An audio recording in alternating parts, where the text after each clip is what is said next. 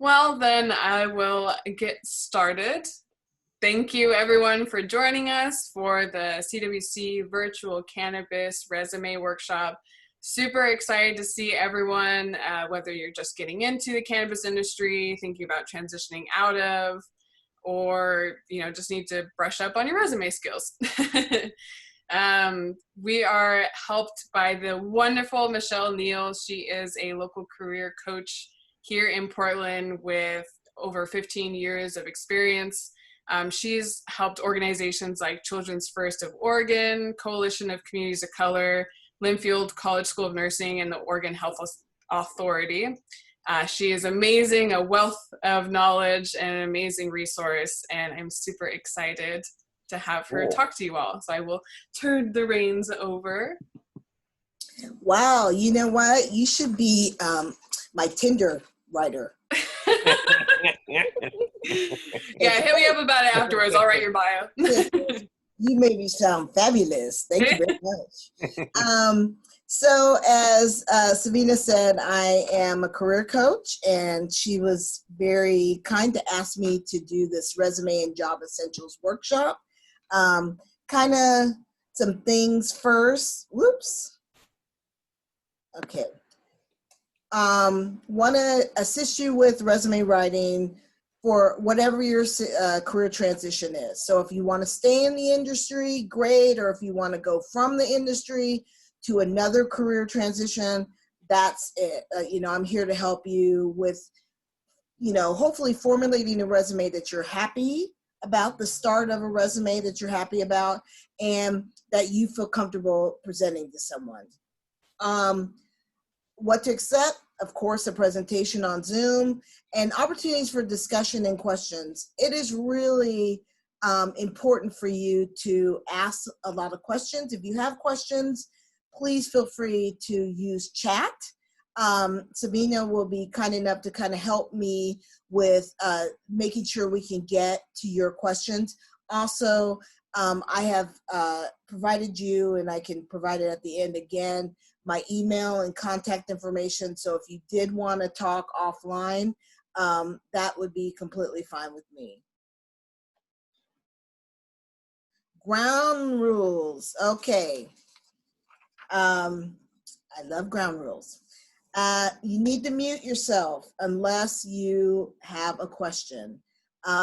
There is nothing worse than hearing cat meow, dog bark, your child screaming, whatever.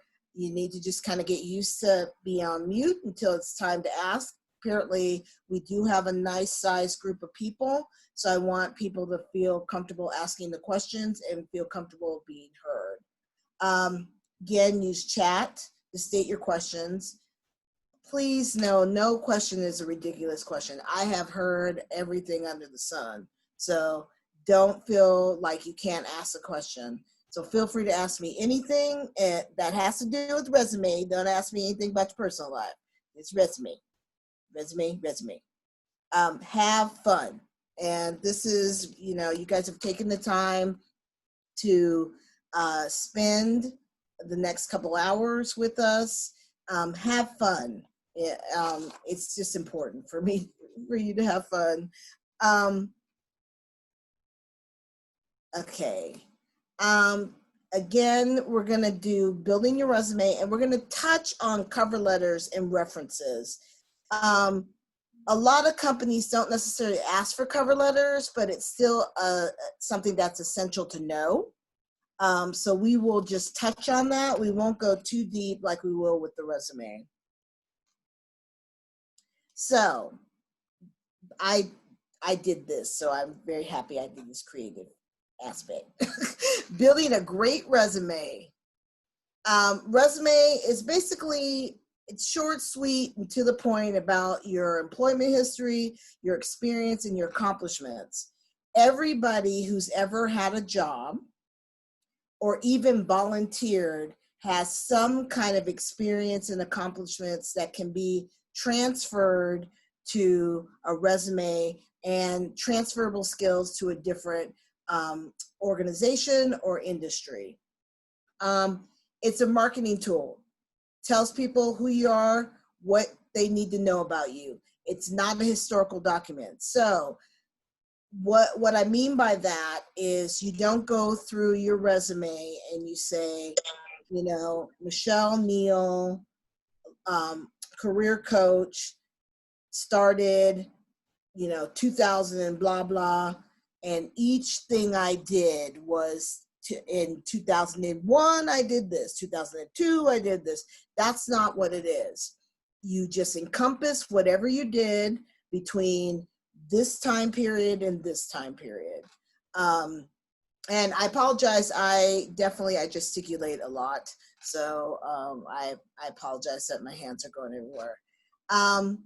Resume, of course, is used to get a job interview. A resume is also can be used as a PR and marketing tool, as I stated, for getting on boards of directors, getting interviewed. So these can be used not just for a job interview, but they're primarily for a job interview. Be flexible with changing your resume. Your resume, you should always have a foundational resume. And that's the resume that if I said to Eric, who is the only person I see on there, so you may be called on, Eric, a lot. So if I said, Eric, hey, I need a resume from you, you're able to provide me a resume, boom. And I say I need it in 2 hours, you can get it to me in an hour or less than that. Pull it up, send it, and that's okay. If you're looking for a specific type of job, it's really important to tailor your resume to that job. And I will say it is basically rule of thumb. When you go for a job and it has a job description, don't look at the job duties or responsibilities and try to fit your resume to that. You always look at the first 3 to 5 qualifications, and you address those in your resume somewhere, somehow, or in your cover letter. So the first 3 to 5, if you don't have number 1, do not apply to the job, because that's what they're looking for. They're looking for your qualifications. Does anybody have any questions? If they do, Savina, you need to let me know, because I don't know if I can get the chat either. I'm not seeing. Of course, yeah. It looks like we're all good right now. Okay, good. All right. Okay, I don't know. I have that again. I don't know why. Oh, I went backwards. Sorry. Your resume should always be action focused. So you have an action verb, what you did, and results. That's what your sentence always is. Now, I do want questions, or I would love to have questions from you all regarding your industry, you know, whether you're in the industry now, want to get into the industry, or want to get out of the industry, and how do you tailor your resumes to fit those. So if you have questions, or you please ask me a question. You have to, you don't have to have a long sentence for your resume. Short, just like our interview, you want to keep it short, sweet, and to the point. Also, they want to know results. So at the end of the day, and I was talking to Savina about this, no matter what you've done, you've either saved somebody money or made somebody money. You might not think that, but if you didn't, you would not have a job.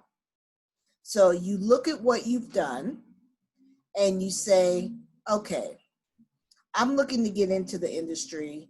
And what I did before was, you know, I was in banking. That's a really simple one to say. All right, how do I indicate that I am of value to this organization and I'm completely out of my element? Well, every dispensary has got to make money and got to save money.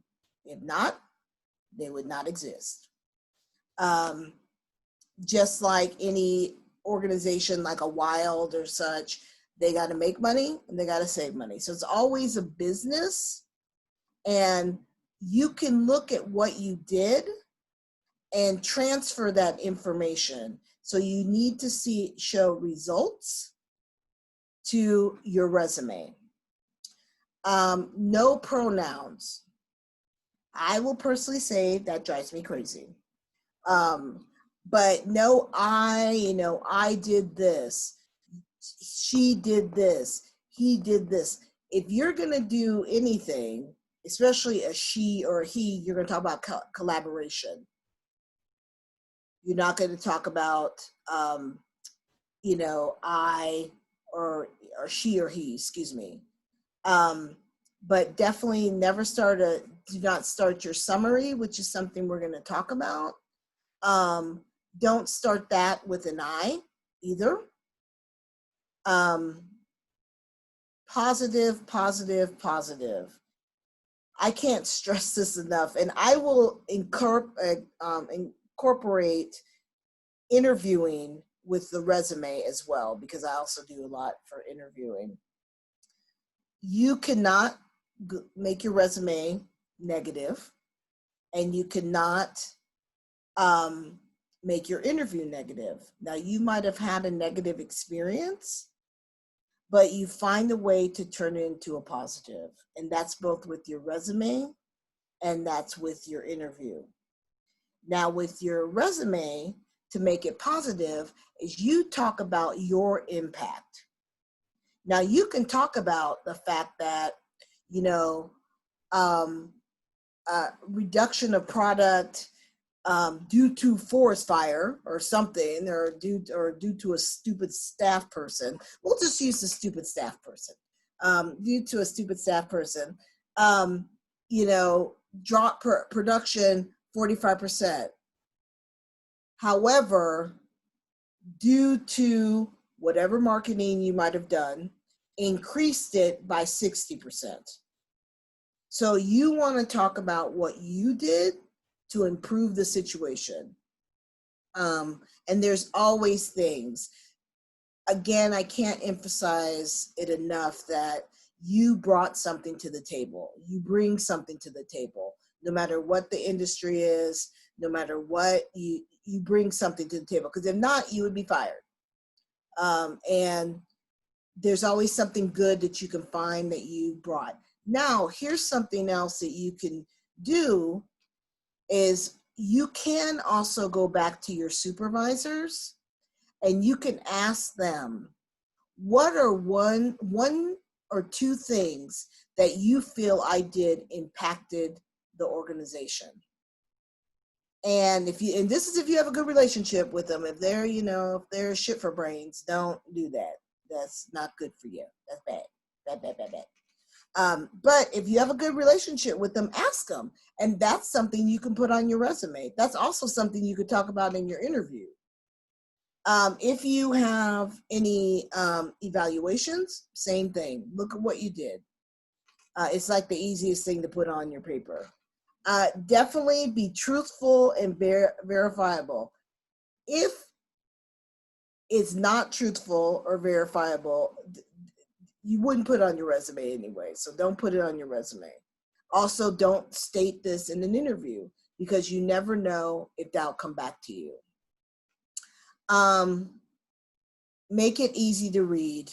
Don't have, first of all, just have it plain and simple. Do not have unicorns and flowers and that kind of stuff. Nobody wants that. Easy to read. Don't use a lot of jargon that people don't speak. That's, all of you are probably highly intelligent people. But sometimes you just have to, with the resume, make it simplistic. I mean, I'm not going to say, write it like see Jane run, see, Bill run. But you want to make it that it's not something that people are looking up in the dictionary as to what you said. Jargon, technical terms, acronyms. If you were going from one industry to another, you need to watch doing technical terms or acronyms because others will not know what you're saying. If you're staying in the same industry and people are, know what you're talking about, then definitely use it. But if not, don't use acronyms. And if you do use acronyms, spell it out. So you would say what the acronym is, and then you do parentheses and spell it out.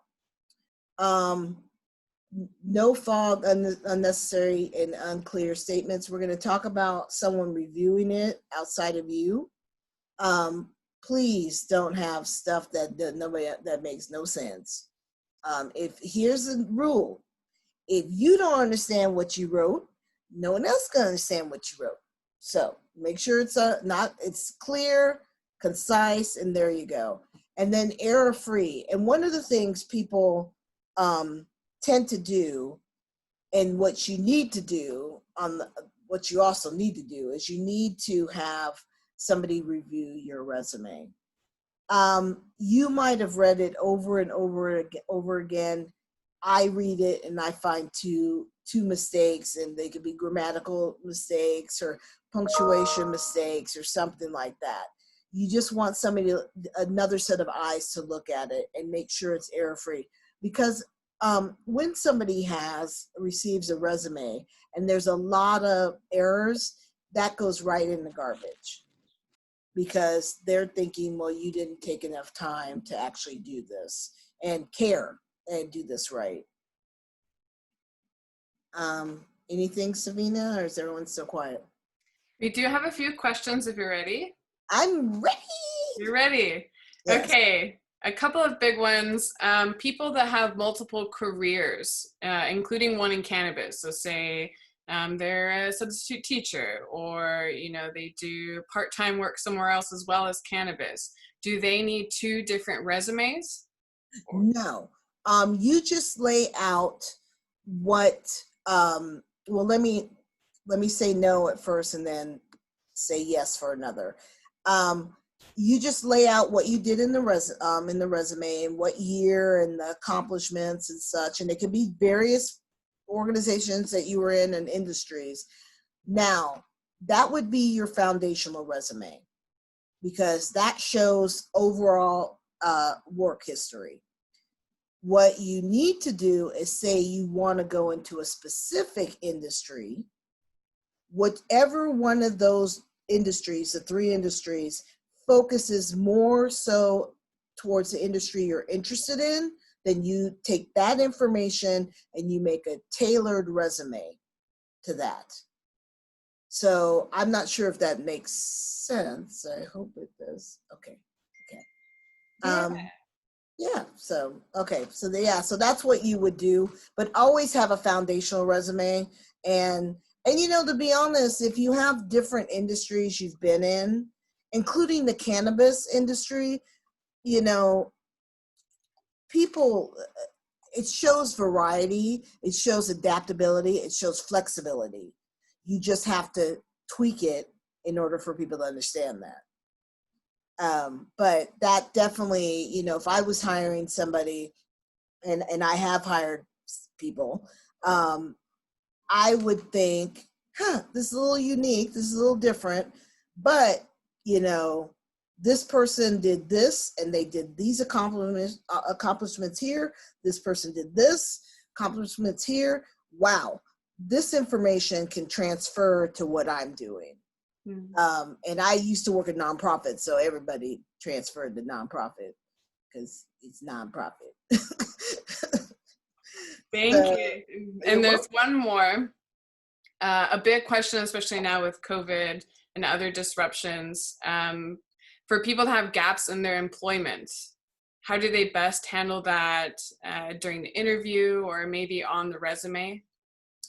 And just to clarify, gaps in your employment because of COVID or for other reasons? We'll start with because of COVID. Because of COVID, there's no issue with that. Because of what's going on in the country and because of the employment situation, there's no issue with you having a gap in employment because of COVID. So that is something not to worry about, because it kind of is what it is right now. And companies at this point understand what people are going through. And then you had a second part, Samina? No, you answered the whole thing. Oh, okay. We have a couple more, but I'm going to save those for the next round. Okay, that's cool. Thank you. Let's see this. Okay. Appearance and formats. So you got to use the white space, but don't use all of the white space of the resume. So it's best to have about 1 inch each side, maybe inch and a half max for top to bottom. Also, a lot of people, I'm gonna get to that in a minute, it's right there. Don't squeeze it together to get one page. If it doesn't fit, put it on 2 pages. It's okay to have 2 pages, especially if you were somebody who has a long work history. The expectation is for you to have 2 pages. So that's totally okay. Keep it simple. We're going to show you later 2 examples of resumes. Keep it simple. No graphics, as I said before, unless you're marketing, unless you sales, or unless you're in graphic design. Other than that, none of that. You keep plain typeface. I always say Times New Roman, but I'm kind of conservative in that regards, because I used to, when I was younger, used to work for attorneys, and that's what they use. But you have to look at the typeface. Some typeface looks smaller than 10, and it's actually a 12. Don't have smaller than 10. If you have to make it smaller than 10, then you need to change. You need to either take some stuff out or expand it to page 2. Presentation, boldface and italics is great for the name of the company or the job, but that's about it. Indentations, please remember, we are a bullet society. We love short, sweet, and to the point. We don't want to read, and when you turn in a resume, no one wants to read a long paragraph. They just don't have the time to do so. They're going through it quick, and that's it. So you put the title, you put the organization, you put the title, you put the year, and then underneath it, you put the bullet points of accomplishments. Now, I tell people to maybe have 5 to 7 accomplishments, but no more than that. And I really would err on 5, not 7. Okay. No photo. Now, if you are in a country outside of the US, a photo is actually common, as well as a CV. But in the US, no. Marital status, kids, race, or gender. And part of that is discrimination. Not a part of it at all is discrimination. Another thing you should not tell is if you're pregnant. So I wouldn't see why you'd put it on a resume, but people tell that in an interview. Don't do that. Again, average length is 2 pages. If it's more than 2 pages, you got to cut it down. Other thing is no more than 15 pages back, and I might jump the gun, but no more than 15 pages. So not 15 pages, 15 years, excuse me, back. I'm sure most of you are young, but it makes you old. So don't do that. Plus, nobody remembers 15 years ago. A word about keywords. What are they? Again, they're in the description or postings and the qualifications. Those are the things. So if I'm saying, Eric goes for a job that I have, and I say must be able to sales and marketing. That's number one. 2, be able to oversee product. 2, 3, customer service. If you don't have number 1, do not apply the job. You're not going to get it. The first 3 to 5, if you got it, I say apply for it. But make sure that information is somewhere in your resume, because that is what they look at. So definitely make sure that that's there. So look at before I tell people, even though this is wrong and I should have updated it, before you look at the job description and the duties, you look at the qualifications. Because if the qualifications aren't there, you go bye-bye. It matters because nowadays, and I'm not sure if people are aware of this, the ATS system. If you are going to a large organization, the first thing they do is they screen you through the ATS. So you need to have the buzzwords from the qualifications on there, on your resume, somewhere. You don't have to do it word for word. You could do it word for word, but you have to have it somewhere.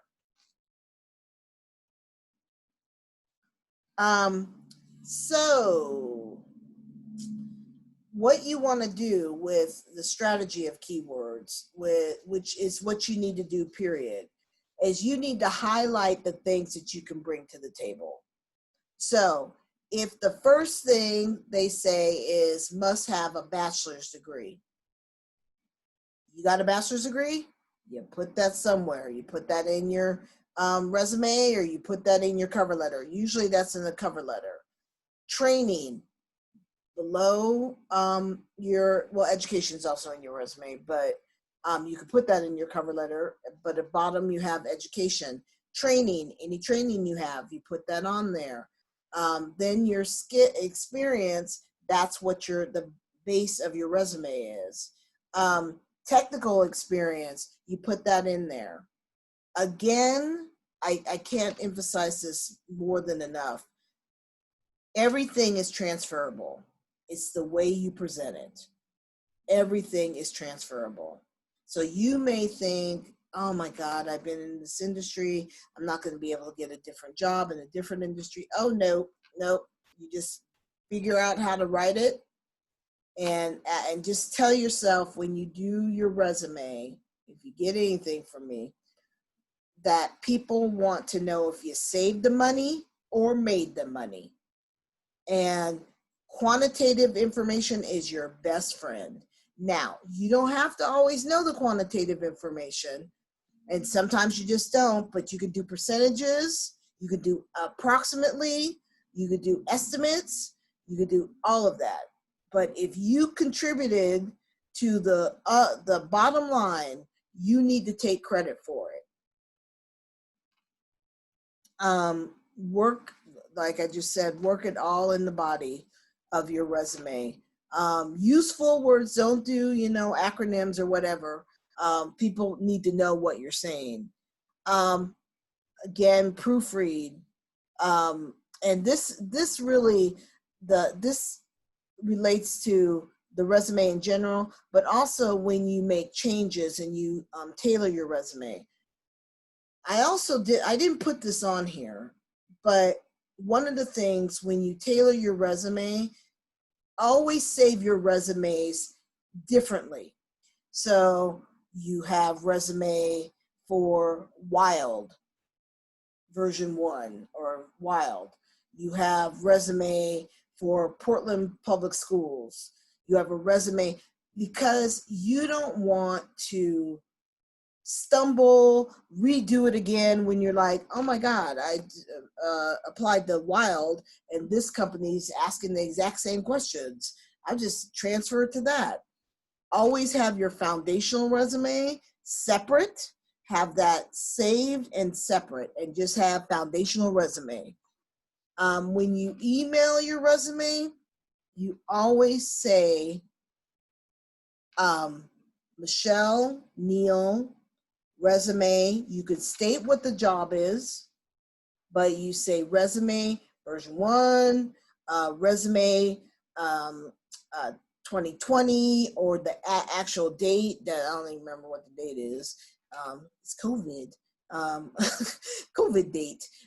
So you put that on there so you can present that in a way that they remember who you are. You never just send resume because they don't know, you don't know how many people apply and they don't know who you are.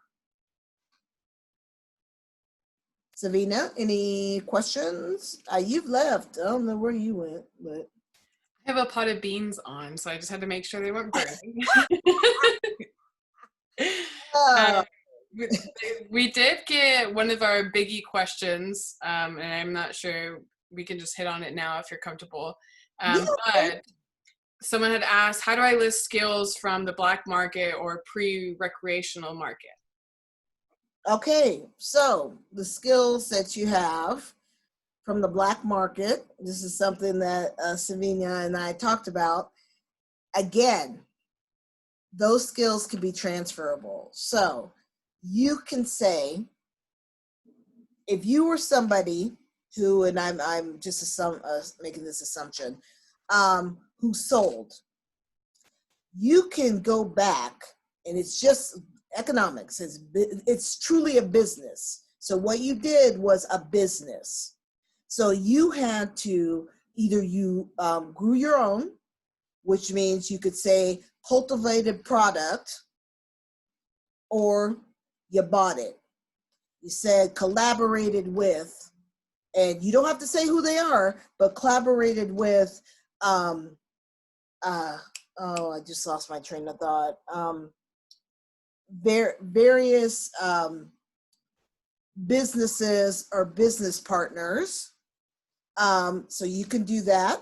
You gotta get that business out there. So you had to market. So how did you do marketing? I mean, you didn't put it on Craigslist, but you did something with the marketing. So how did you get the marketing out there?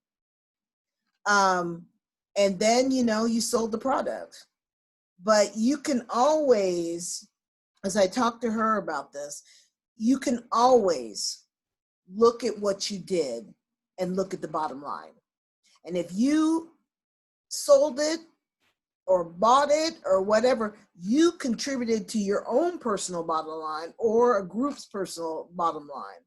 And so you will be able to step back. And what I would suggest is step back and look at it as a business. So what did I do to get to this, to get to the overall end goal? What did I do? So let me step back. Okay, first thing I had to do is I had to get the product. So did I grow it? Did I collaborate with somebody? And it's always good to use the word collaborate. That's the best. People love that word, collaborate. Then the next thing I did was, okay, I had to do pricing. How much did I come up with? Okay, figure out how to say that. Then, okay, I had to market. Then I had to get customers. Do I have returning customers? So how did I get returning customers? Customer service. I provided customer service. So don't be wary of that. Because as I said, it's all transferable skills. And I am a firm believer, at the end of the day, if you sold and it was your stuff, honey, at the end of the day, you needed to make money. You weren't saving money, you needed to make money. So how did you make that money? And if you did make money, then you probably shouldn't have been selling, because that's not good. So, but that's really kind of how it goes. And look at the words in again, the qualifications, and how can those words transfer to what you did. Um, so, and the other thing is, if you're going for an organization, an industry that's in the same industry, it's not really going to be that much of a deal, except you're still going to show how much you saved money or made money, or really made money. But if it's in different industry, then you really are going to have to tweak it as to what you did. And I really do suggest asking yourself, what exactly did I do to get the results? And, just go backwards. And this was my final results. And you can say, increased it year by year, 10%. You don't have to say what it was. You just say, increased it 10%. Does that help? I know it's kind of a Oh, that was awesome, Michelle. I really appreciate it. long, okay. Thank you. Anybody else?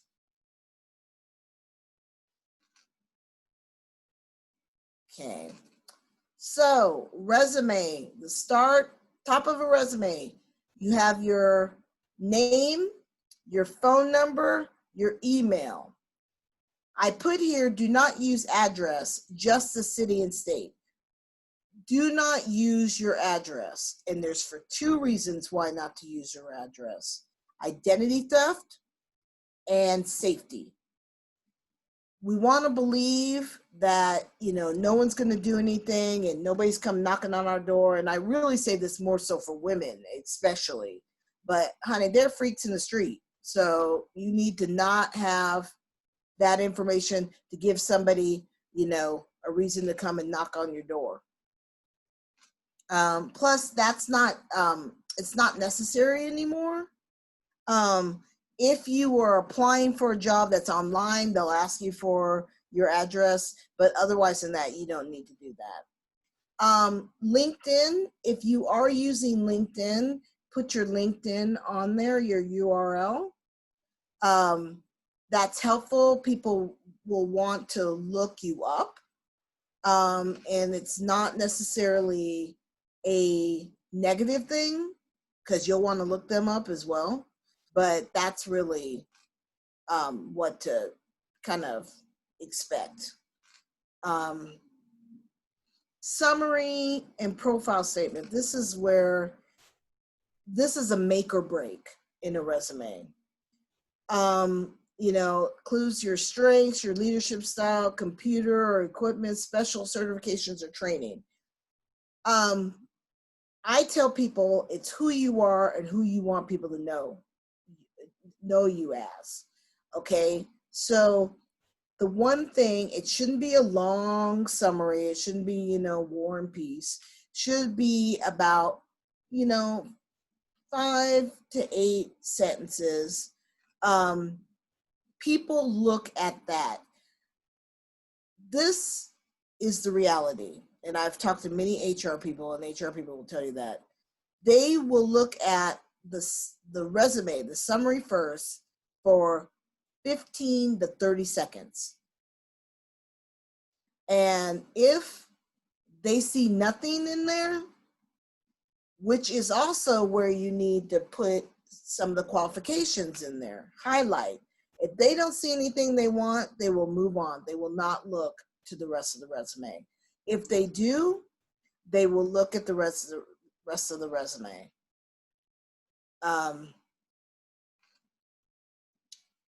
And summary is to me, it's the hardest part of a resume. It's because this too is where you may need to tweak it for every job. But it's also hard because you're describing yourself. And a lot of people have a hard time tooting their own horn. Now, this too is not on the PowerPoint, but as I tell my clients, it is important for you to toot your own horn, and it is okay to toot your own horn. You know, if you're somebody who's modest, which is hopefully most people are, you got to toot it, because if you don't toot your own horn, someone else will take it and toot it themselves, and no one else will toot it for you. And more importantly, a potential employer won't know you did that. So you never assume that somebody knows what's going on. So I would suggest to you, really think long and hard, have somebody look at your summary statement. If you do your summary statement in 10 minutes, your summary statement sucks. I'm just going to let you know. It sucks. So, and that's where you need to go back to somebody, because you haven't thought too hard on your summary statement. I'm not saying you got to do it for a week or whatever, but do it, and then ask your friend or friends, or even your former boss or colleague, what does this say about me as a potential employee? And they could say, oh, okay. Now, I can't see everybody, but Savina, I would like to ask a question and have people kind of raise their hand, or on the web, the interwebs. 2 questions. How many of you are in the industry right now? And how many of you are trying to get into the industry? Oh, and I have a third one. So we're going to do 1, 2, 3. And the third one is, how many of you are in the industry and want to get out and go to a different industry? So the first is, raise your hands if you are in the industry. And you could tell me, Savina, what's going on. Yeah. Getting a couple people. You guys can also react as well. That can help us.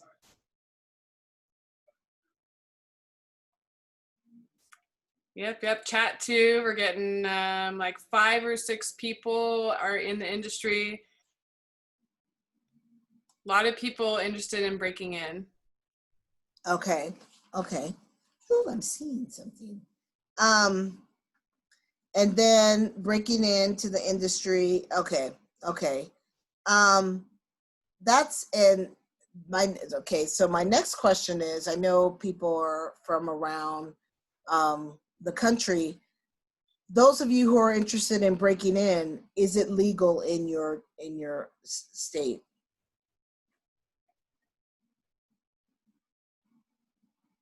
Okay.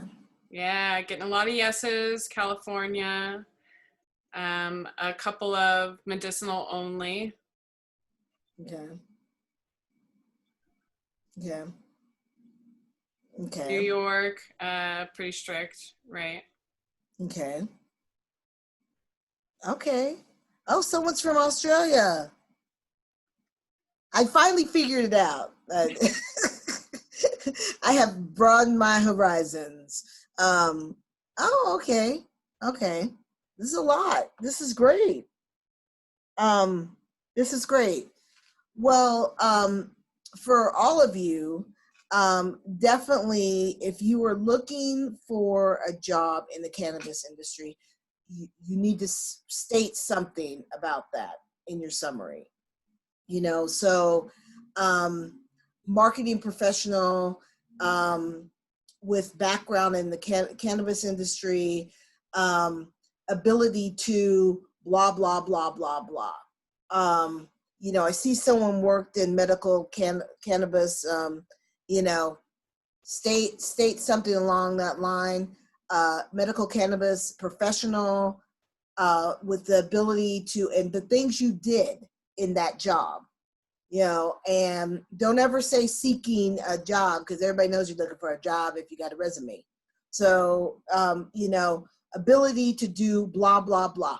One thing I will tell you all is a word to use when you do your resumes, and especially those of you who are seeking to be in the industry. Three words, but two things: ability to work with diverse clientele or people, and customer service. People want to know that you can provide customer service, whatever the job is. I mean, it could be human resources to somebody who is actually selling, but they want to know customer service, no matter what industry or whatever. People wanted that. So indicate that, and also indicate that you have worked with diverse clientele. If you've not worked, and that's not true, because diverse clientele does not have to do with race, gender, or marital status. It has to do with the types of people. So those of you who've worked in a dispensary, all sorts of people come in. You cannot say it's a cookie cutter.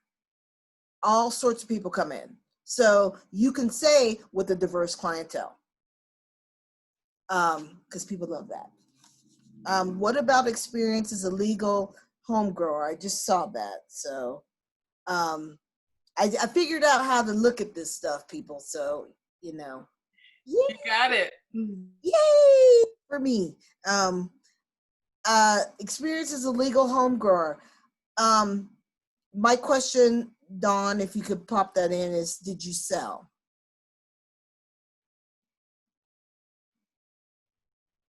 No. Okay. So experience as legal. Okay. My question is then, what did you do with the marijuana? What'd you do with it? Did you just did you use it, or you smoked and gifted? Well, you know what? I would hire you, Dawn, if you put smoked and gifted on your resume. I will tell you right now.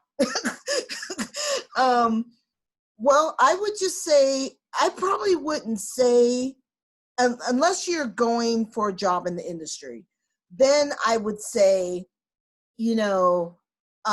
ability to cultivate, then maybe the strain, and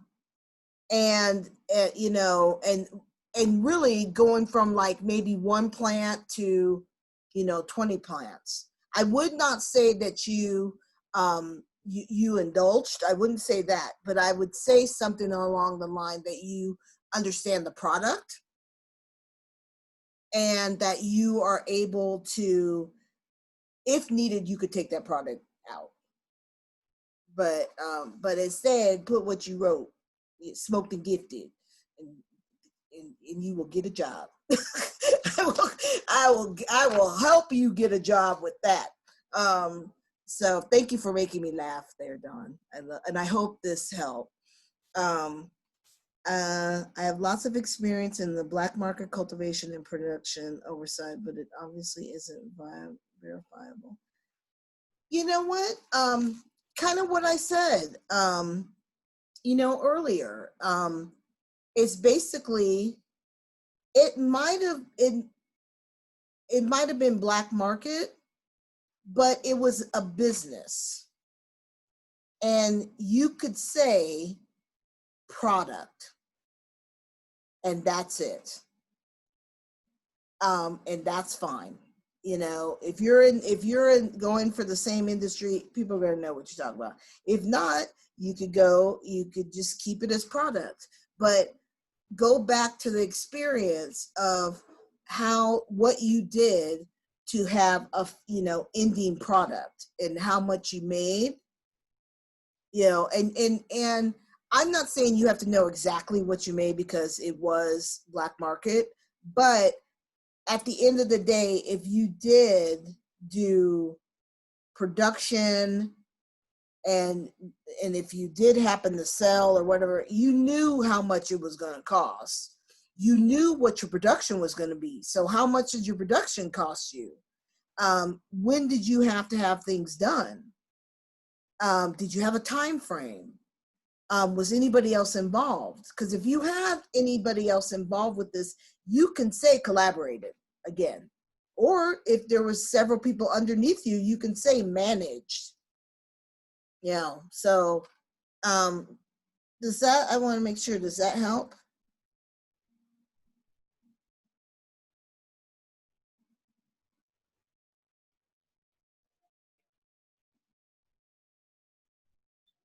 Does the U.S. Canadian industry have established pathways standards again for people?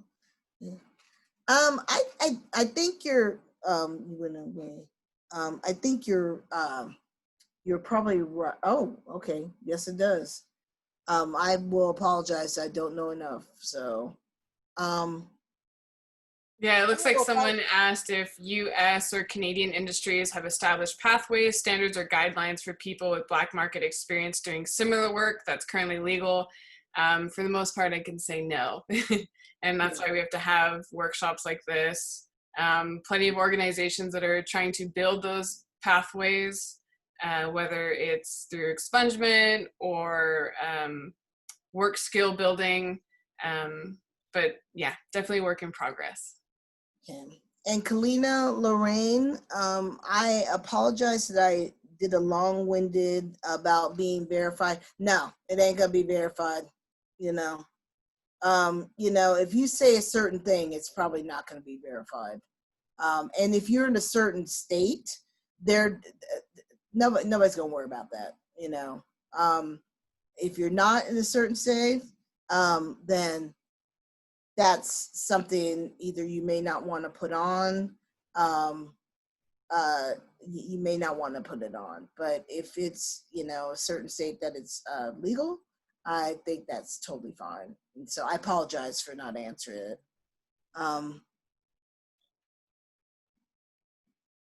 Yeah, that's true. That's true. I see Gabby Carino. It's like Gabby corn, like a Gabby and a unicorn. Okay.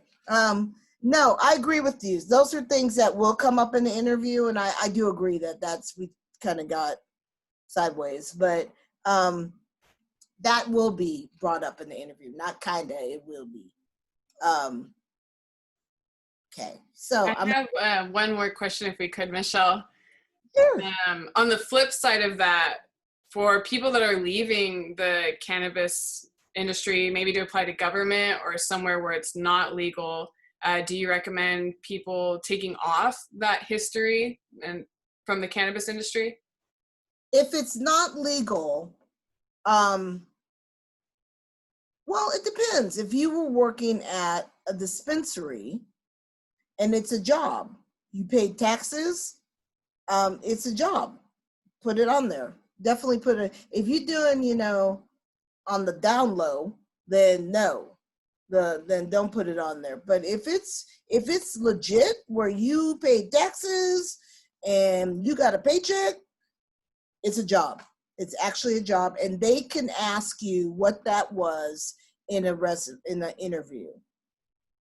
And you can be as elusive as you want to be, or you can be like, well, this is what the organization stands for, and that's, and that's fine. But yeah, if it's illegal, then don't worry about it. I mean, not legal. If it's a company, a real, like an actual company, then no. It's what you, like if someone was working at Wild, and I'm using Wild as an example because that's pretty much what I know, and I know the HR person there. That's fine.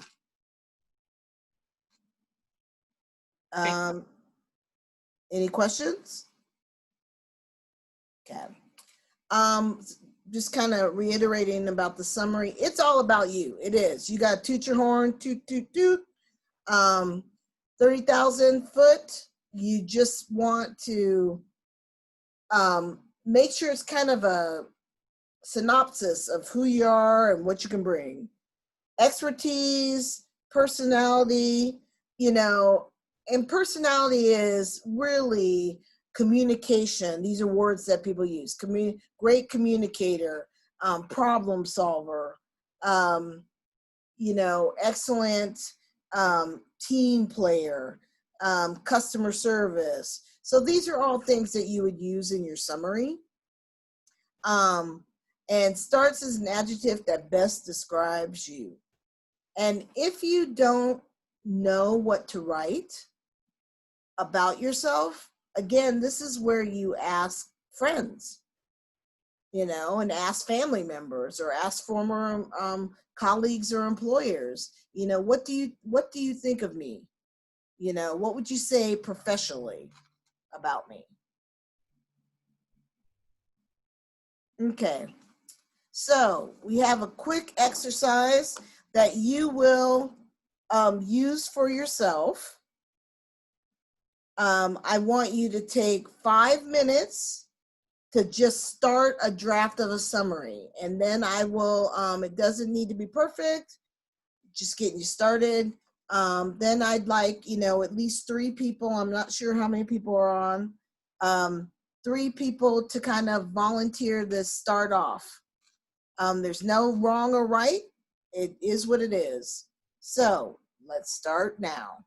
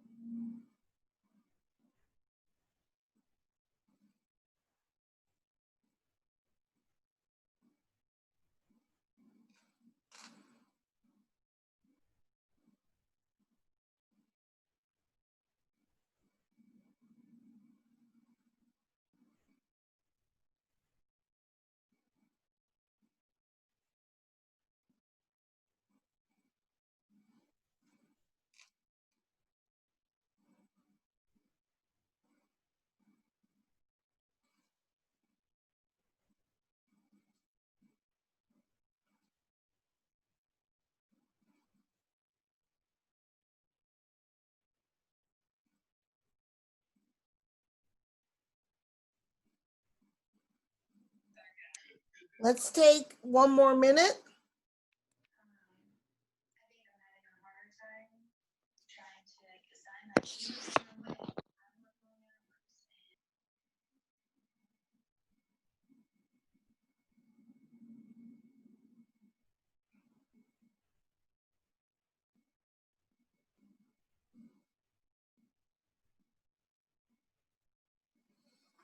All right, let us get back together. And let's see if who wants to volunteer. Savina, can you look at who does their hands? Or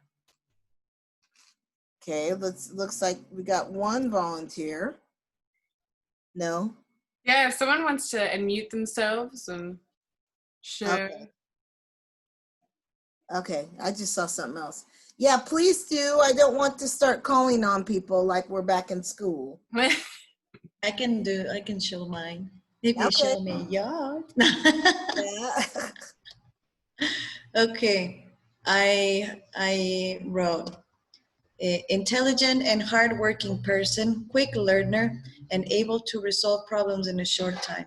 I have a very extrovert character and make my workplace a good place to be. I'm a people's person and I can read expressions in order to know how to talk to them and have the best response. I also have a tendency to be at work on time. I like things well done and in time. It's very easy to communicate with me and I will always do my work with a smile. I enjoy working with different people and cultures. Okay, so that's good. A little long. Instead of saying I, remember to take I out. So you'd I say tried. you'd say extroverted extrovert who blah blah blah. So that's, I don't remember what the rest of the sentence is. That's great that you're I think you said I'm a people person. That I like that. Stop with customer service. The last sentence that you wrote, you could cut out. Okay. But all of it is really good. It's a good start. But I definitely, extrovert is good to put in there because you don't want to scare people. I'm an extrovert and we scare people when they're introverts. So we scare them. So okay, but that's good. Thank you, Unicorn. Gabby, Thank you. all right, who else? I have something written, but just a couple of sentences. Okay.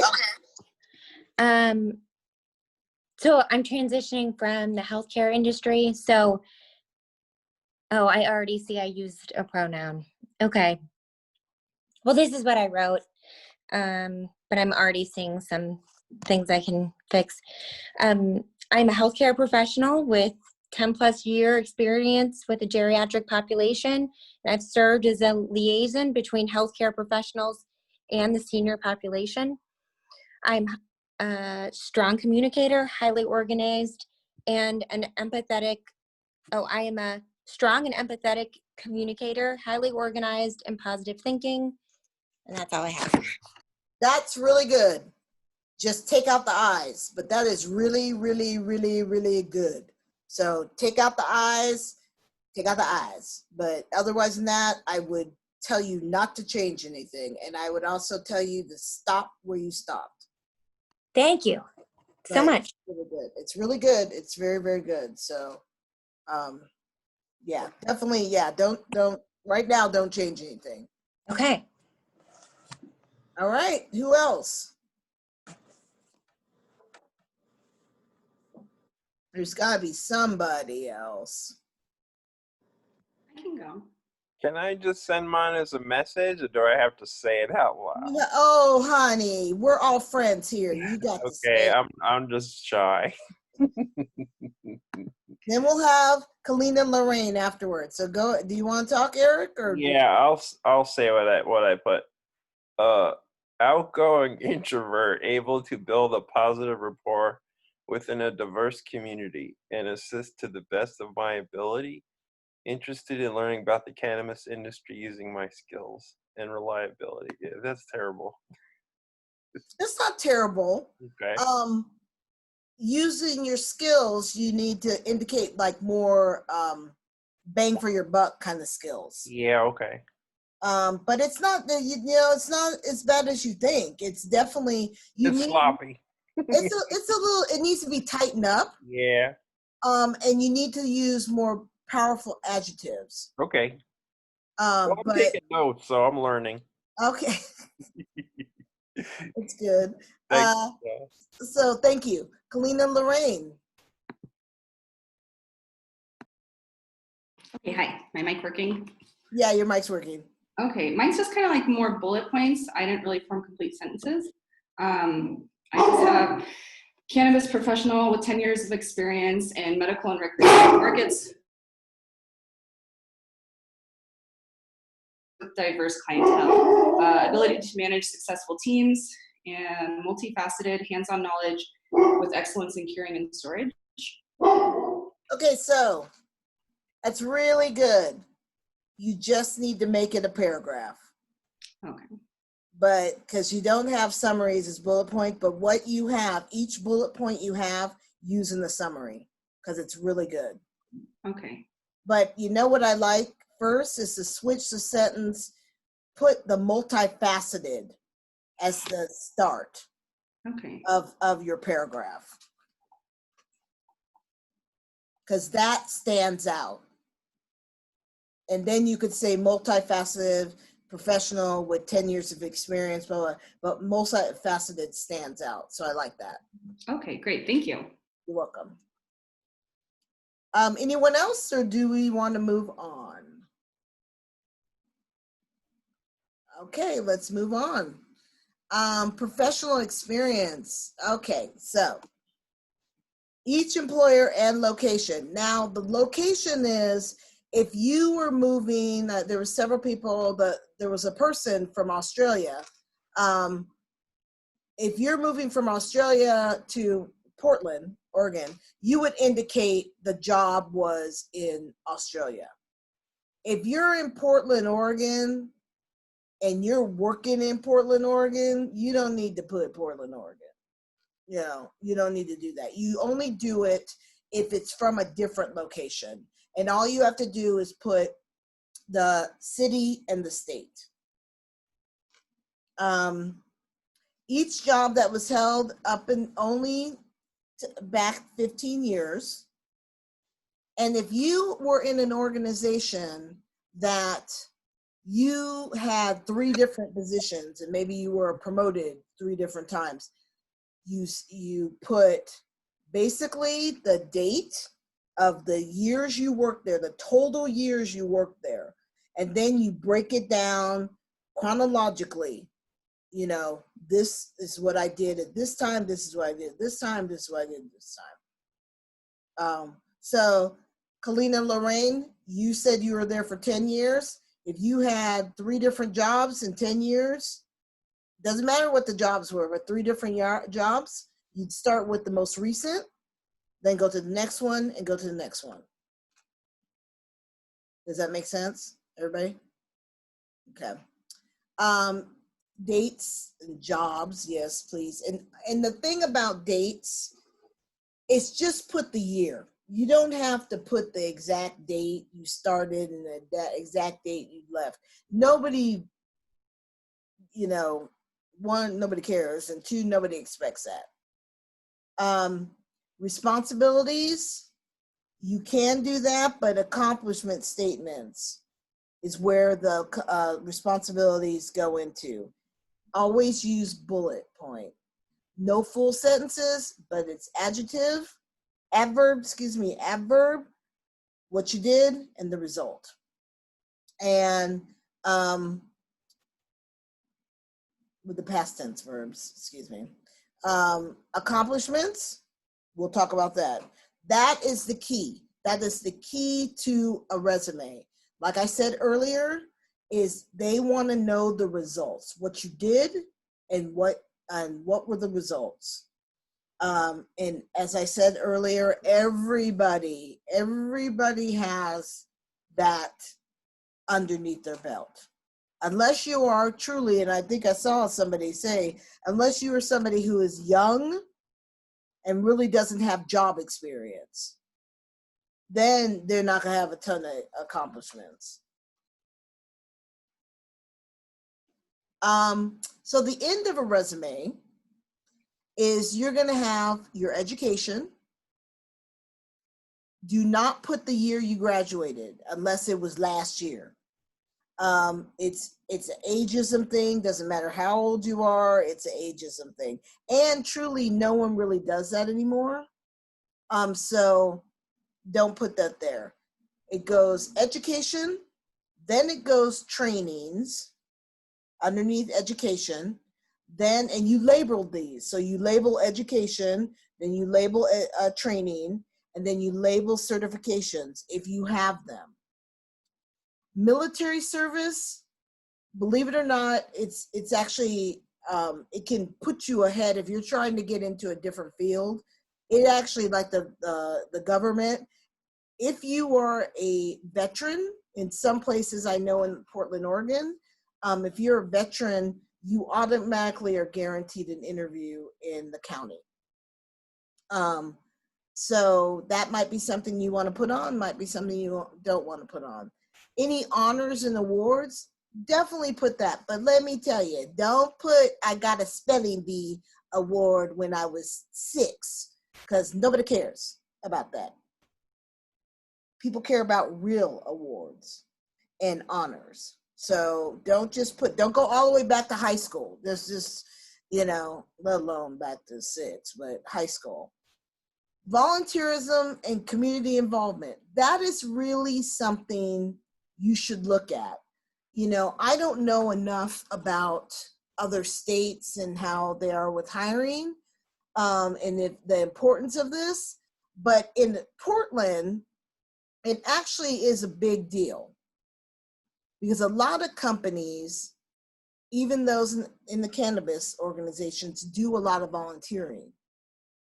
So there are companies who will be like, oh, she volunteers for here. Oh, okay, we kind of support that, blah, blah, blah.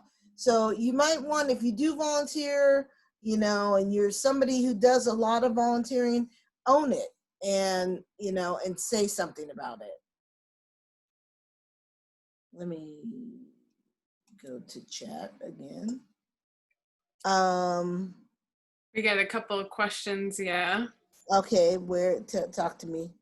One question is, how do I list transferable skills if I'm fresh out of college? Ooh, that is a good one. That is where you're going to have to, with college, right out of college, you're going to use either, if you were in clubs, that's something that shows leadership, that shows collaboration, that could sometimes show business or marketing. So you can use those things that you've done if you were in clubs. If you did any work outside of school, like summer stuff or whatever, look at that and how that can be somewhat applicable. And if you didn't do anything, then you're going to have to figure, if you didn't do anything, then that's a hard one. That's a really hard one to kind of take skills and put it, or duties, or put it. But, if you were somebody who in the summertime you worked, you can always come up with transferable skills with that. So it just depends on, I don't know what level you are with college, if you, were involved or not, and, or, was involved with every single club in the universe, or you weren't involved with anything. So I'm not quite sure, so I can't answer that. But if you want to shoot me an email, I'll do some thinking about that, and maybe ask some people. A follow-up question from Lisa in that same vein was, should they list their degree or their major, minor? Yes.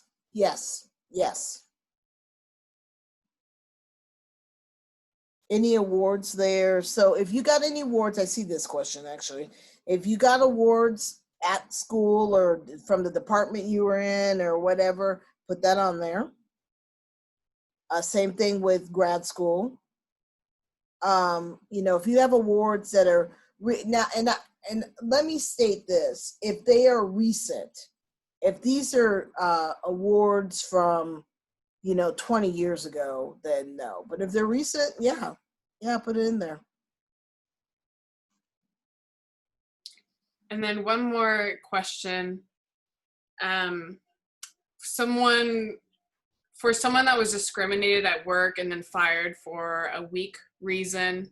I know in Portland it happens a lot. It's very, whether it's like, oh, you forgot to leave this, or you did leave this out and now we gotta let you go. What is a good way to kind of word that to their favor or overcome that?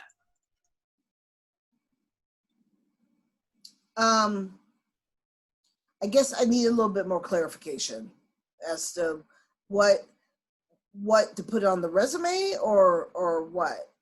Whether it's something they can address on their resume, if they were let go, or maybe in the interview when they're asked about what happened at their last job.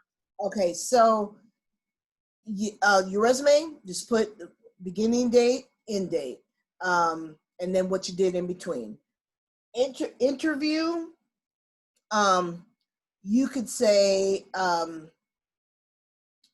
well, if they were the only person let go, then you would have to say to them, we just had a parting of the ways.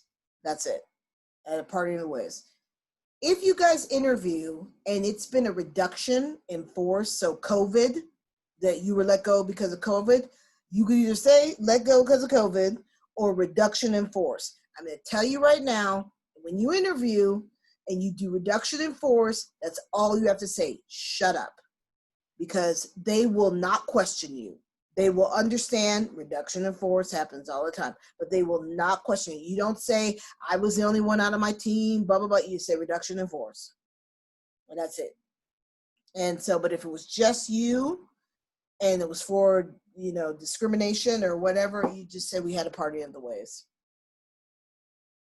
And they at that point should not ask you to go any further, and you do not give any more information. No, because they don't need to know. Thank you. You're welcome. And you're not, and by the way, you're not lying to them or holding anything back. You did have the parting of the ways, And so, and legally, I think the only thing that a company can say is if they ask, would I hire you back? No. Yeah, if they weren't going to, they just say no. They can't go into details or anything.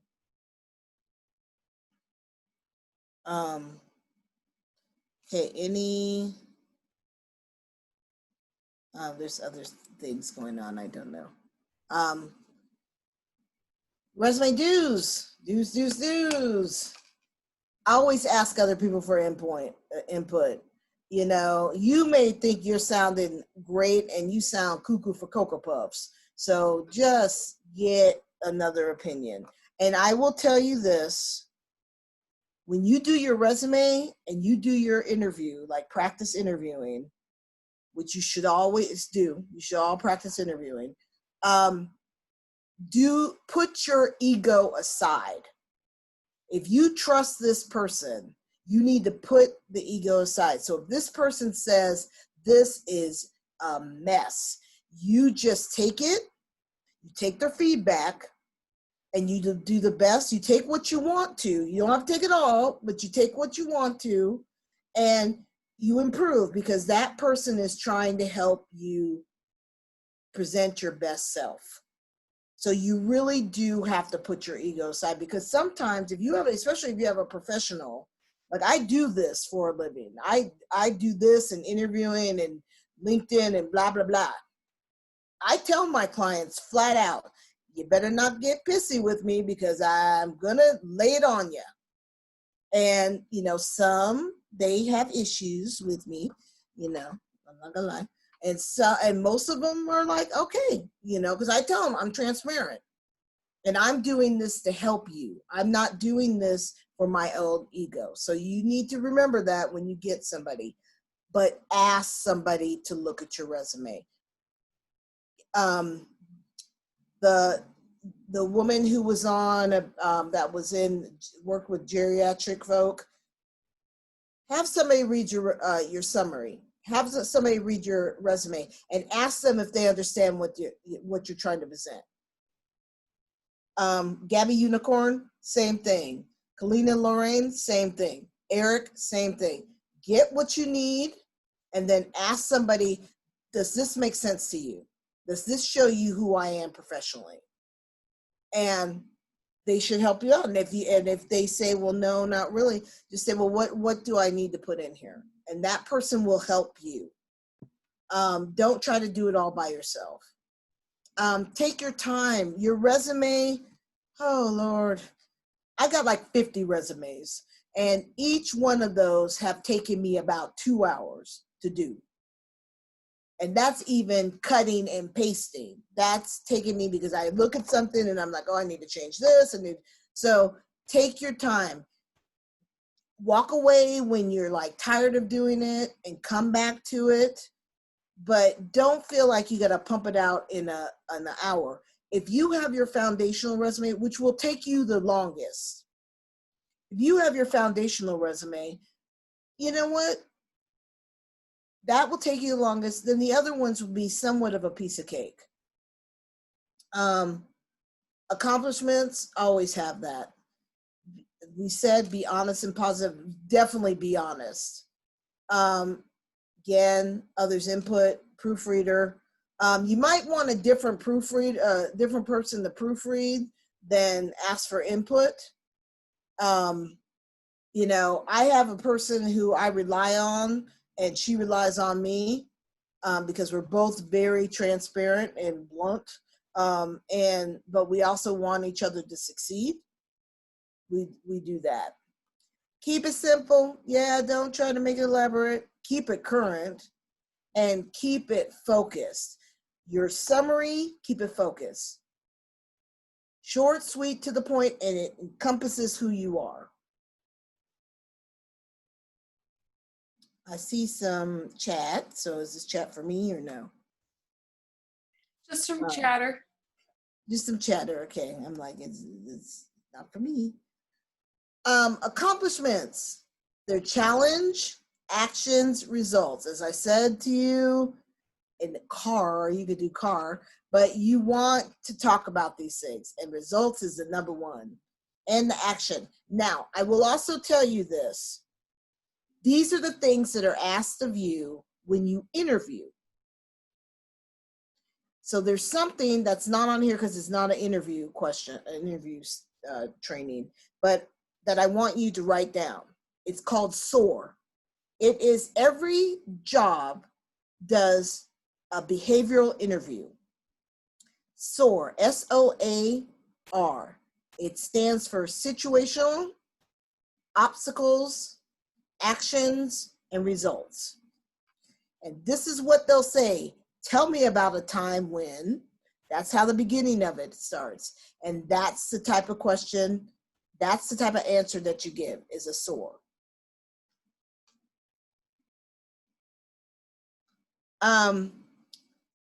Accomplishments challenge.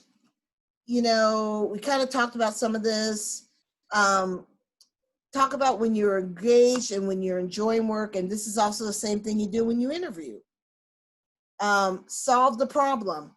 Again, if you showed that you made money and saved money, you need to put that on there. Sometimes we forget our input and how we impacted an organization or department or whatever. So ask, and if you have evaluations, definitely look at that because they'll have it on there. You were chosen to do something, put that on there. You know, I was appointed, not dictated, directed. Those are things that you could put that's what you did. Receive recognition, you know, what kind of awards you might have received, but what was it for? So you don't want to just say awarded blah, blah, blah. You want to say awarded blah, blah for. And here's the example: reduction in sales volume in the Northwest Division. I can't see what the other part is because y'all are here. Needed to increase sales and recapture market share. Next thing, that's that. That also is what you would say you might have been asked in an interview. Action. What did you do? And this is the big one. What did you do? Don't put in Susie did this and we got this. We don't care about Susie. Susie, you trying to get a job. We don't care about Susie. So what did you do? You take ownership of what you did. All of you do that, is you take ownership. You all have done stuff. You all are talented. Even those of you I don't see, I believe you're talented because I feel it. I feel it through the internet. But you take ownership of what you do. Consider the skills and the talent. So if you're somebody who was able to use persuasion, you were somebody who directed a group of people, collaborated with a group of people, empowered a group of people, put that on there. Initiated, develop and initiated is 2 words everybody uses. What was the outcome? Again, as I said earlier, what did you save us money? Did you make us money? And a lot of people think because of your industry, people don't look at it. At the end of the day, it is a business. If you make money, it is a business. And it's a nice business, and you're all involved with it for various reasons, but it's a business. And metrics, quantitative information is always great. So like here, sales increased by 20%, 28%. If you have that, then I think that that's what you put out there. And I think that also could be for someone who's on the black market. I think that if you are trying to sell yourself and you have increased stuff, then why not?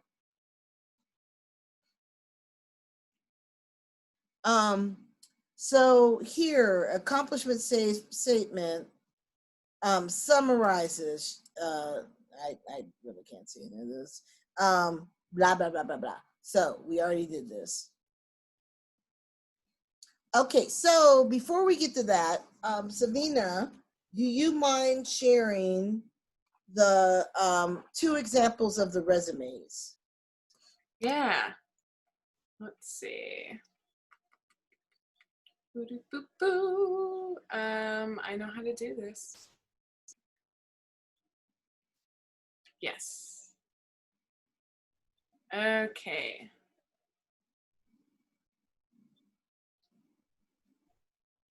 Okay. This is our example. This is our example. Okay.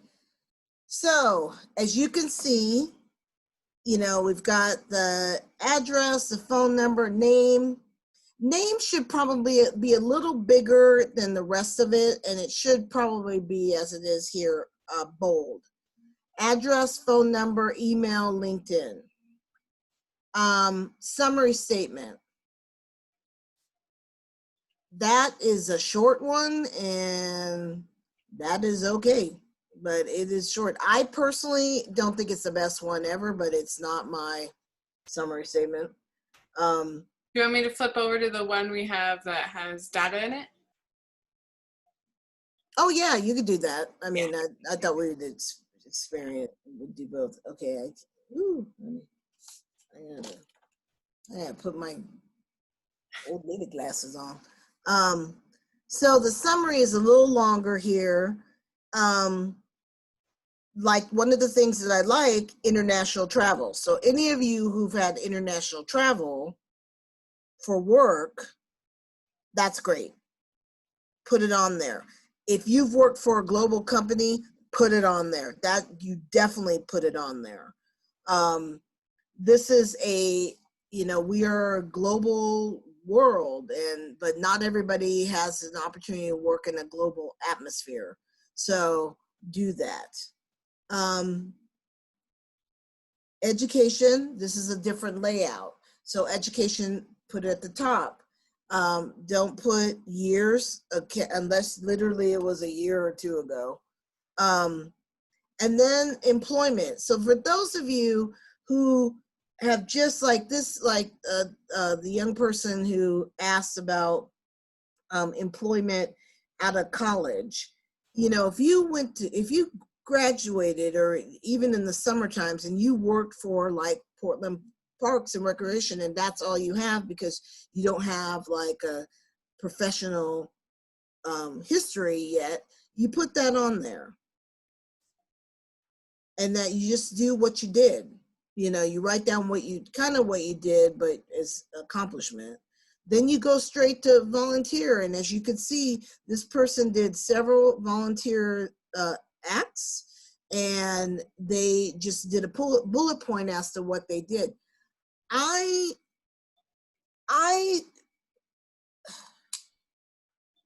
mean, I have a lot of volunteerism, and I just indicate what I did. So I've been on several boards, so I just put board member. You know, if I've done internships, yes. Under work experience, yep, that is very good. Just indicate what you did, like your accomplishments. But yes, I think Benjamin. And then activities and achievements, there you go. That's what you want to be able to put that in there. Can we go back to the other one, Savina? Yeah. Okay. So work experience, this one has a lot more work experience. And it's varied. And the thing is, one of the things I will say that's on there that got my attention is Starbucks. And the reason why that got my attention is because I know that baristas have an expectation for customer service. And so do the people at Starbucks. And I would know that if I hired somebody, I would get excellent customer service. So if you've done something like that, I mean, if you've like worked in restaurants, I mean, anybody who's worked in a restaurant is like a special person beyond belief. And they've got the best customer service ever because they have to deal with people like me. So, you know, oh, here's some new people. Yeah. So you know, you just really do. So definitely put that on there. And then volunteer experience, and then activities. So I don't know if this is something that you all would want to be sent to you, or I don't know if Savina, you have everybody's stuff to do that. Yeah, I have everyone's email from registration. So if you guys do want a copy of this, I can send it over as a reference as well. Yeah. Great, thank you. Okay, Savina. Yes, oh, look at that. Okay, now I do. Where am I? I see everybody. But I don't see, here we go. All right. I'm back to just my three other peeps. So cover letters. I would like a show of hands of how many people actually have a cover letter or know how to do a cover letter. Okay. I see my peeps that are on me. What about Savina? Who do you see, or do you see anybody? Yeah, the people that have their hand raised, there's a good ratio. And a couple others I see with the emoji hand raises, I do's in the chats. Okay. So I find the cover letter harder to write than the resume. I find it hard. And this is where you actually, and I would say in bullet points, you indicate your qualifications. So you look at the first 3 to 5 qualifications, excuse me, and you basically put that in there. When you start a cover letter, you never say hi or hello or howdy. I tell people to put Dear Selection Committee, because you don't know, and don't say hiring manager, because sometimes the hiring manager has nothing to do with it initially, or HR. So I say selection committee because a lot of times nowadays there's more than one person, interviewing or looking at the resume and cover letter. Indicate why you're submitting your resume, which means indicate what job you're submitting your resume for. Also, nowadays, companies want to know, where did you find the job? So did you find it on LinkedIn? Did you find it on Indeed? Where did you find the job? Did you hear about it from somebody? Because that goes into their database.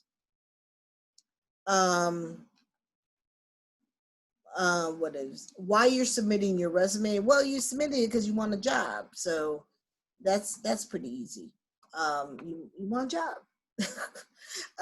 How was your experience? So this is where you would write your qualifications and my skill set.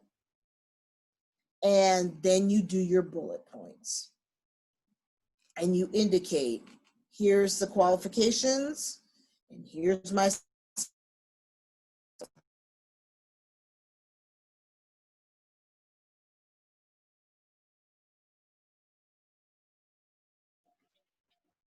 Oh, look, it looks like maybe Michelle froze up a little bit.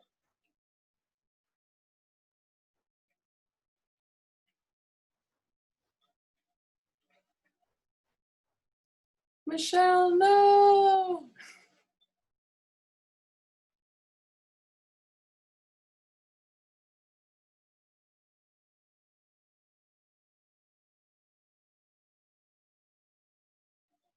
Uh-oh, technical difficulties.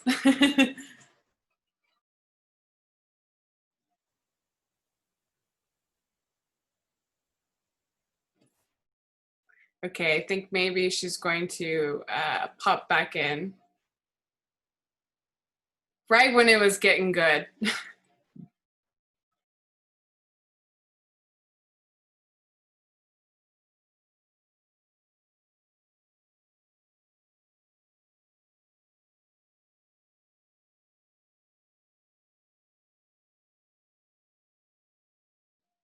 Thank you guys for sticking with us for almost 2 hours. Ton of information.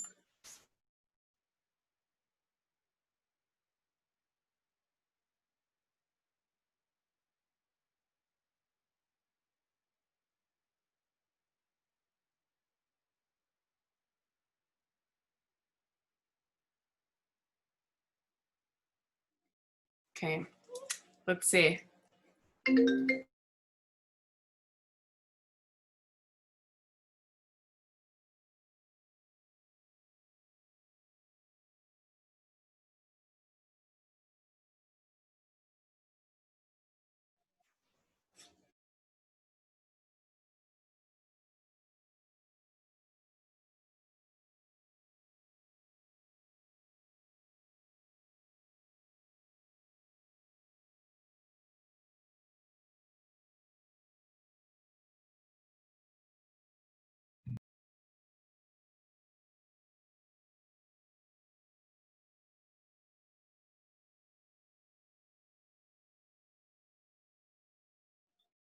We got Michelle on the line, so she's on her way back.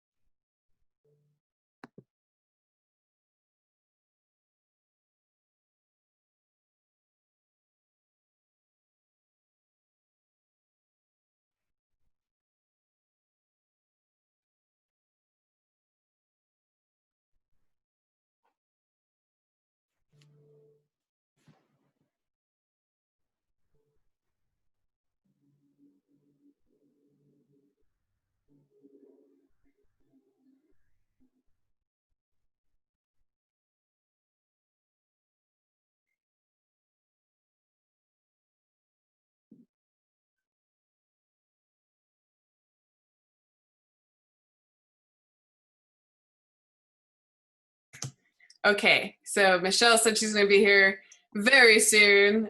She's having some technical difficulties. But hey, I can answer some questions. Looks like, yes, all of the slides, questions, tips will be sent via email to the email you guys registered with.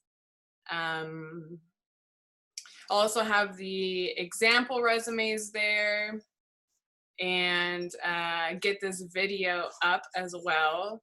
We'll definitely be sure to cut this section out because, you know, you guys don't need to just sit and listen to us babble.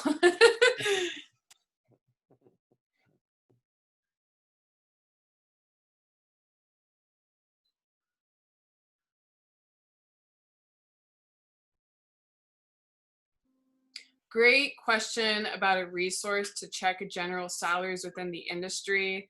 While it is still a young industry, I have seen Indeed do this.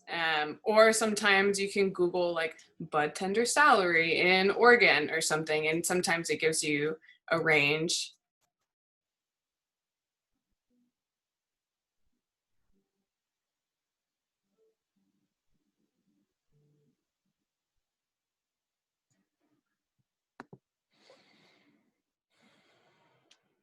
I might go.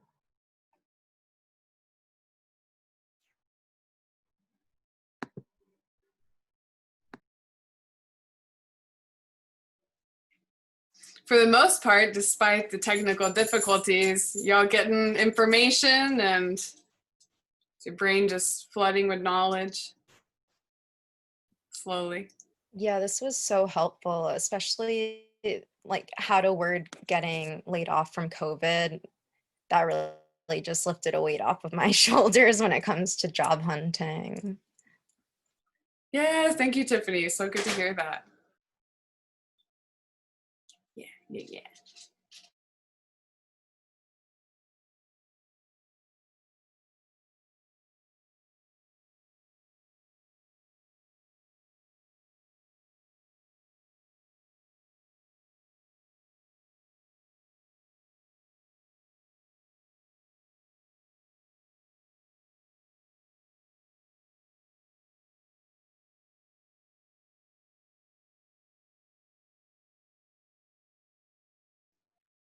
I haven't done enough Zoom meetings to think of any fun games, so I really do appreciate you guys sitting here with me. Savina, what is your input on, like, why do you think that the cannabis industry has that high turnover? That's a good question. It's a really good question. That's hard. It kind of feels like it's just one of those, they consider it like an entry-level position. So they being the employers feel like that's something that they can kind of just transition over. A lot of it, cannabis industry is really exciting for people. There's definitely a lot of people that want to get in. So I think sometimes the idea is that the employer feels they have this, you know, numerous amount of people that they can reach out to, but really they're forgetting that they have valuable people already, that they just need to respect those people or show them that they're appreciated, because a lot of times what ends up happening is, you know, the bud tenders, the entry level jobs, those are the ones that get the most harassment, disrespect, mistreatment, and instead of handling those situations or even interviewing with people to understand where those gaps could be filled, maybe, you know, make it a learning lesson for them. A lot of times, kind of, Gabby, exactly like you said, Oregon is a at-will state, so they'll just sever the tie and let you go. But it is a huge mistake doing that. They're definitely missing out on the opportunity to learn what went wrong, what could we do for the next round of hires.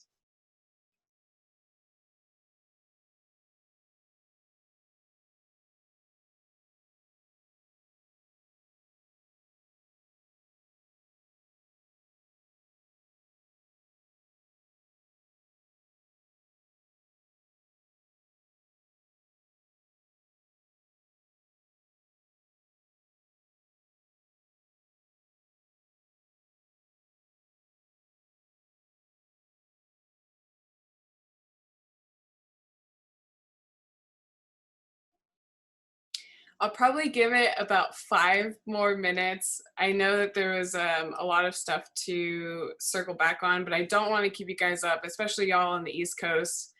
It's late.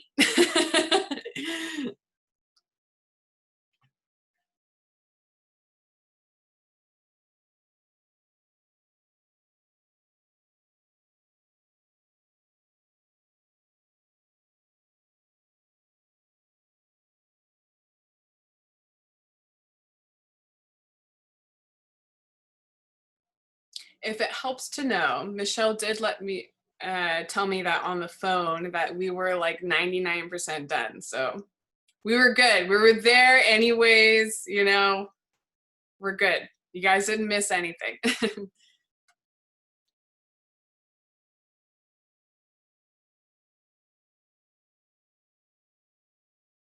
Hey everyone, thank you so much for this session. I just have to run, but I just wanted to ask a quick question before I do that I was going to suss if, for those people that either already work in the industry or are looking to get into it, what kind of roles do you have or what kind of roles are you seeking, and what kind of previous experience are you relying on to kind of get those roles?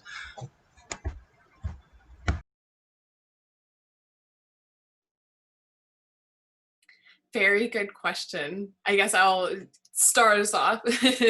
As for roles in the cannabis industry, you know, I think a lot of people limit themselves to thinking immediately plant-based, but there's everything that exists outside of the industry in the industry. So we need the research assistants, we need HR, we need the accountants, the lawyers, you know, we need everyone that's doing exactly what they're doing outside, but to kind of pivot a little bit so they can go the cannabis route. Anybody else got tips on how they got their position, or maybe some transferable skills like Michelle was talking about?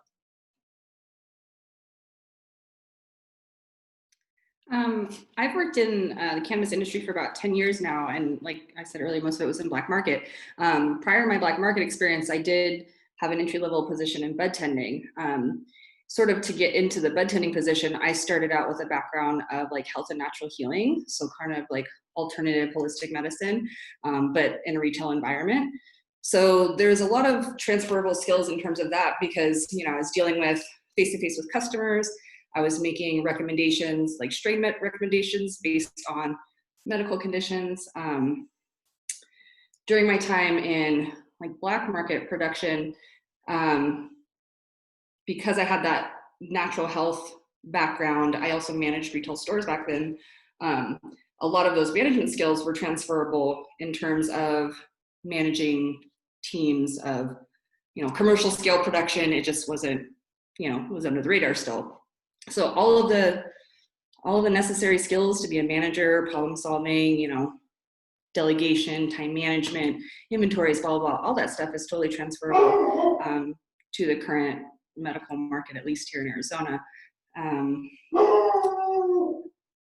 Yeah, since my black market experience, I've now gotten back into medical, and those skills have definitely bumped me back up to enable me to reach higher positions within the legal market. And even though I can't necessarily list the companies or whatever that I worked for, those skills, they have been transferable. And while I think sometimes it can be challenging for employers to hear you out when your experience it does come from the black market, if you are able to initially get into those positions, those skills will still speak for themselves.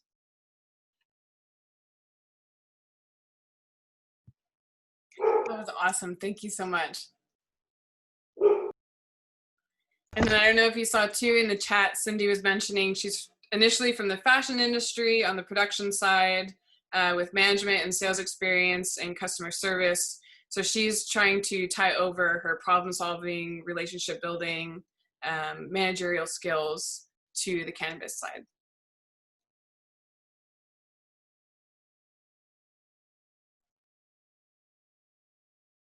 And it looks like we're about at that 6-minute mark. So what I'll do is I will put in Michelle's LinkedIn and her email here for you guys to reference.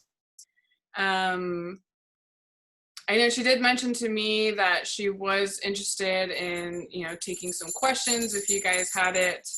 I know previously someone mentioned about reviewing resumes. I'm not sure if that's something she'd be open to, but feel free to reach out to her and ask. As for that, again, I'm just going to repeat that we'll have the video, the slides, the resume examples up and to your guys' inbox by Monday the latest. Other than that, I think this is great. This went great. Thank you so much for hosting this.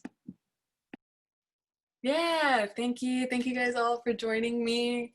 Make sure y'all stay safe and good luck on the job hunting, huh?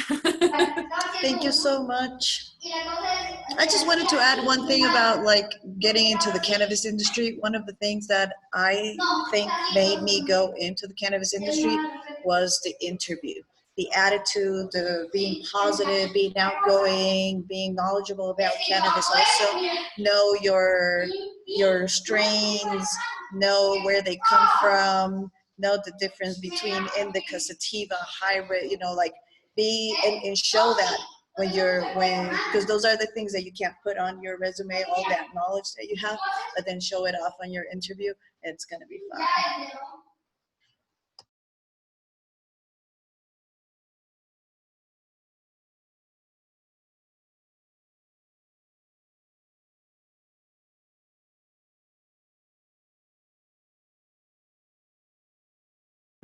Okay, guys. Yes, thank you again for having having me here. No, for you guys being here and joining us. And thank you, Gabby, for sharing your history with the cannabis industry and definitely giving us some tips on how to break in.